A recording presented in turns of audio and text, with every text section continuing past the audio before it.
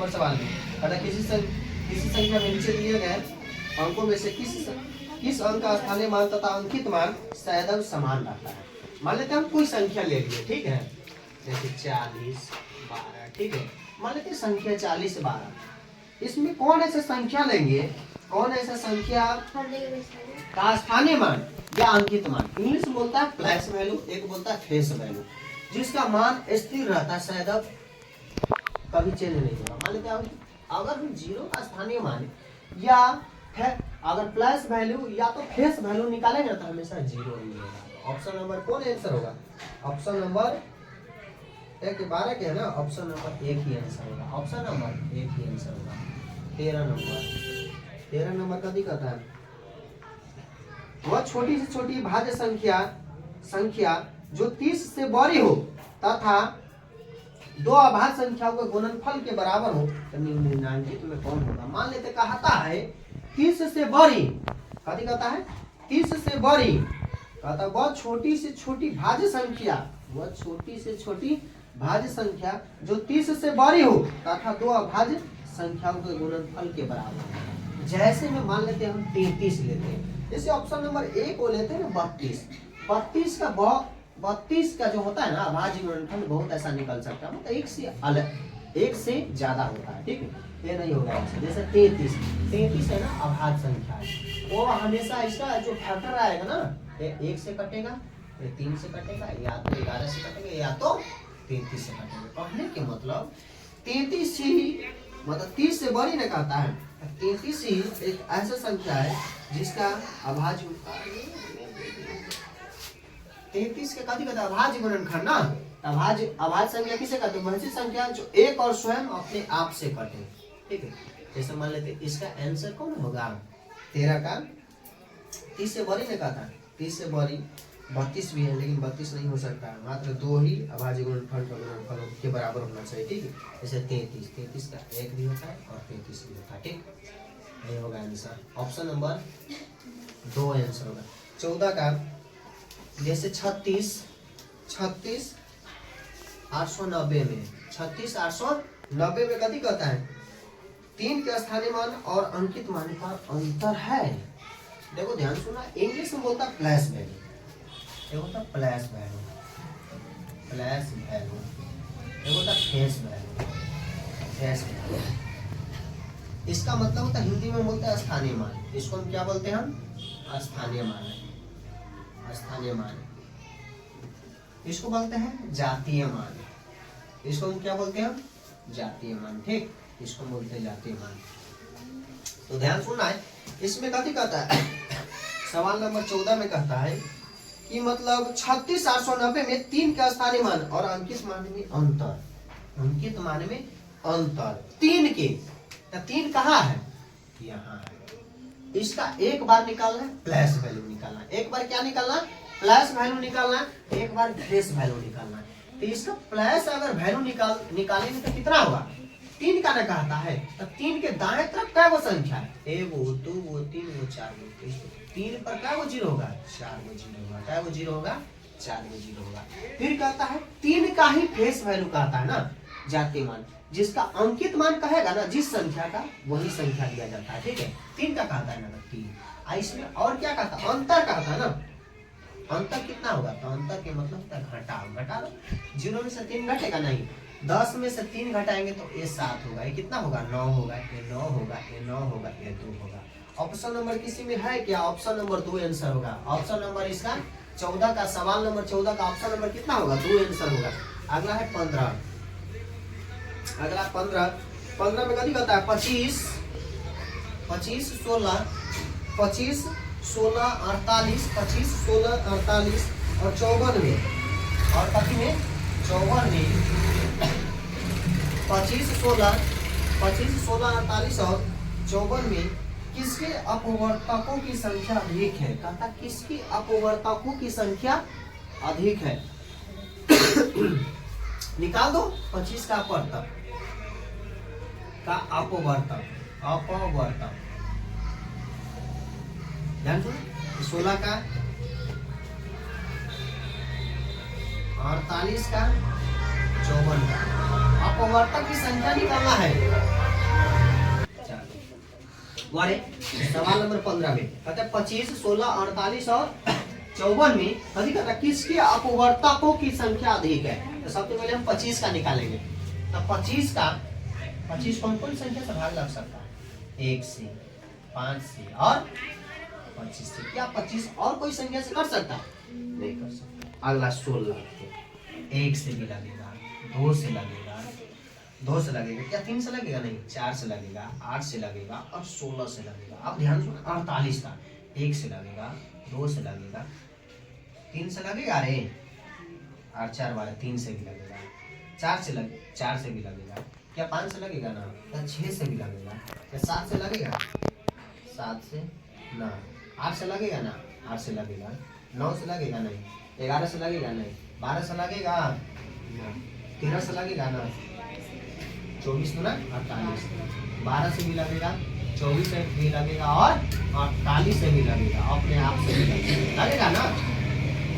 54 का अगर हम निकालते हैं, 54 1 से लगेगा, 2 से लगेगा, 3 से लगेगा, क्या 4 से लगेगा, 4 से लगेगा, 5 से लगेगा ना, 6 से लगेगा, 7 से, 8 से, 8 से लगेगा, 9 से लगेगा, 9 से भी लगेगा और कितना सा 18 से और 24। ध्यान सुनना है, अब देखना है कभी कहता है कौन ऐसी संख्या है जिसकी अपवर्तकों की संख्या सबसे अधिक है। तो कौन ऐसी संख्या जिसकी अपवर्तकों की संख्या सबसे ज्यादा आया है? 48 का। कौन है आंसर? 48 हो गया आंसर। कौन हो गया आंसर? ऑप्शन नंबर तीसरा आंसर होगा। ऑप्शन नंबर तीसरा 48 होगा। ऑप्शन नंबर तीसरा 48। ऑप्शन नंबर तीसरा आंसर। ठीक है, ऑप्शन नंबर तीसरा आंसर होगा। ऑप्शन नंबर तीसरा, ऑप्शन नंबर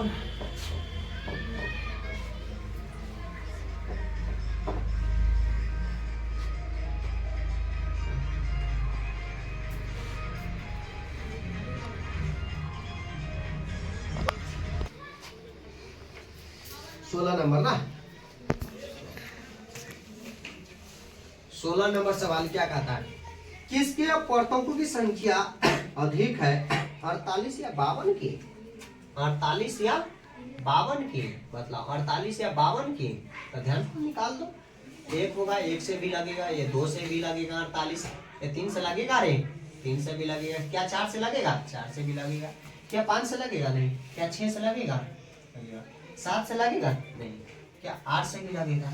9 से लगेगा? नहीं, 10 से लगेगा? नहीं, 11 से लगेगा? नहीं, 12 से लगेगा, 12 चौक 48।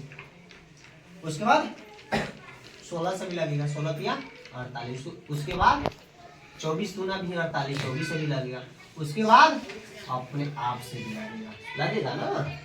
उसके बाद 52 के निकालेंगे। 1 से लगेगा, 2 से लगेगा, 3 से लगेगा ना, 3 नहीं लगेगा, 3 से, 4 से लगेगा, 70 51, 3 से लगेगा, 5 7 9, 3 से लगेगा नहीं, 4 से लगेगा, 4 से लगेगा ना, 5 से लगेगा, 52। चलो ऑप्शन नंबर एक ही आंसर होगा। ऑप्शन नंबर एक ही आंसर होगा। ऑप्शन नंबर 16 का ऑप्शन नंबर एक ही आंसर होगा। ऑप्शन नंबर एक ही आंसर होगा। 17 का सवाल नंबर 17। सवाल नंबर 17 के कथी कहता है? 420 का अभाज्य गुणनखंड क्या होगा? इसका 420 का अभाज्य गुणनखंड का आता है ना, इसको रॉक पे निकाल दो। 420 का अभाज्य गुणनखंड कैसे निकालेंगे? देखो पहले हम 2 से लगाएंगे, 2 ए 2 ना 4, 2 एकम 2 0 ना, फिर 2 से लगेगा। जब तक कट न जाए, एक न चलाए, जब तक उसको छोड़ते नहीं।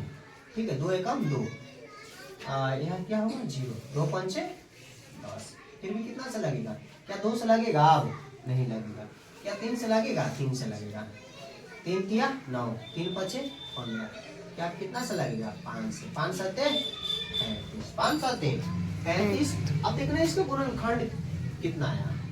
400 का 420 का अभाज्य गुणनखंड कौन होगा? अभाज्य गुणनफल। ध्यान सुनो, 2 गुने 3 गुने 5 गुने 7। देखो तो ऑप्शन किसी में है इतना क्या? ऑप्शन किसी में 2 गुने 3 गुने 5 गुने 7। ऑप्शन नंबर तीसरा आंसर होगा। ऑप्शन नंबर तीसरा आंसर होगा। ऑप्शन नंबर तीसरा होगा। 18 का सवाल नंबर 18। सवाल नंबर 18 कथी कहता है? 5 अंकों की बड़ी से बड़ी तथा छोटी से छोटी संख्या का योगफल क्या होगा? अरे बउआ, 5 अंकों की पहले कहता बड़ी संख्या, लिख दो 5 अंकों की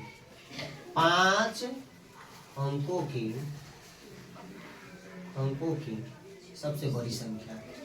5 अंकों की सबसे बड़ी संख्या। 5 अंकों की सबसे बड़ी संख्या।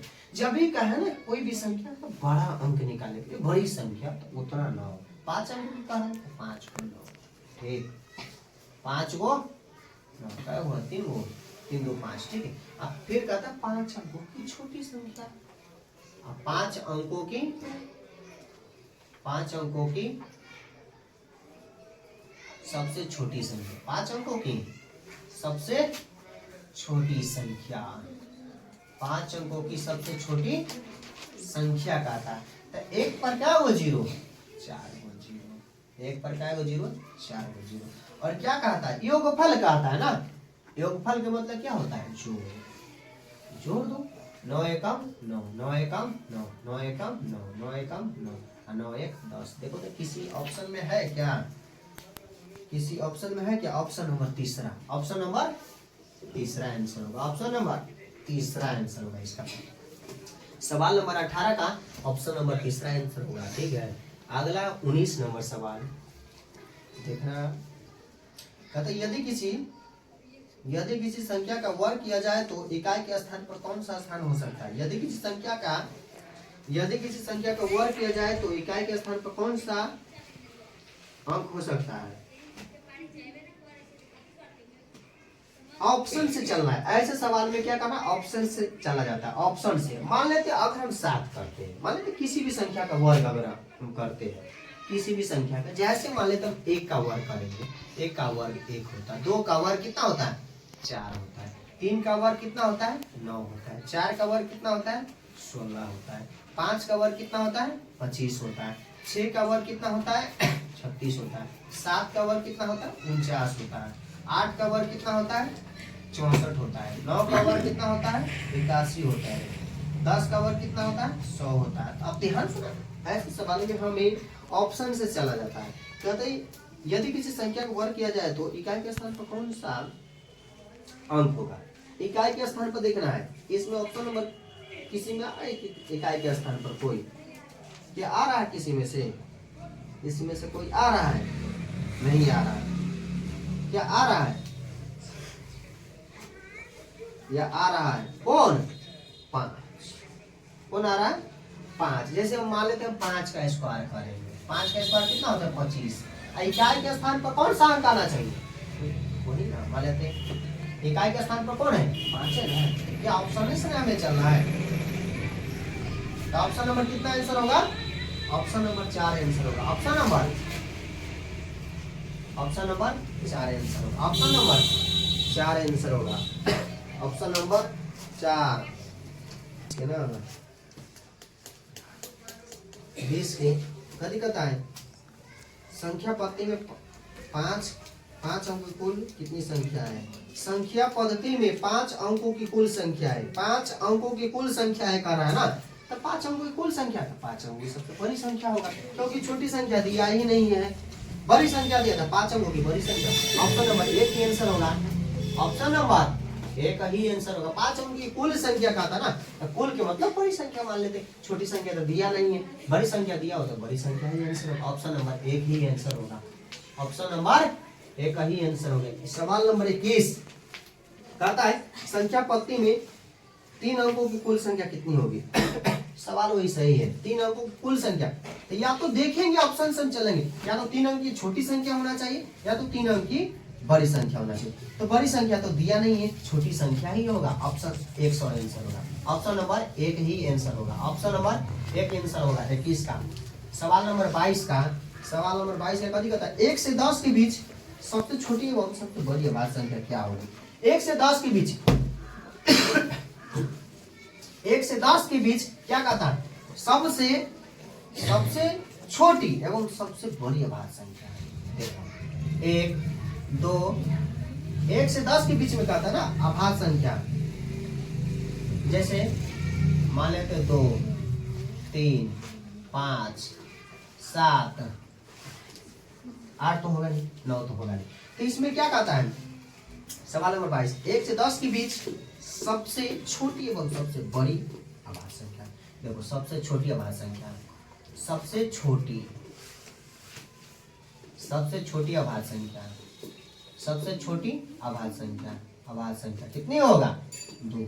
और सबसे बड़ी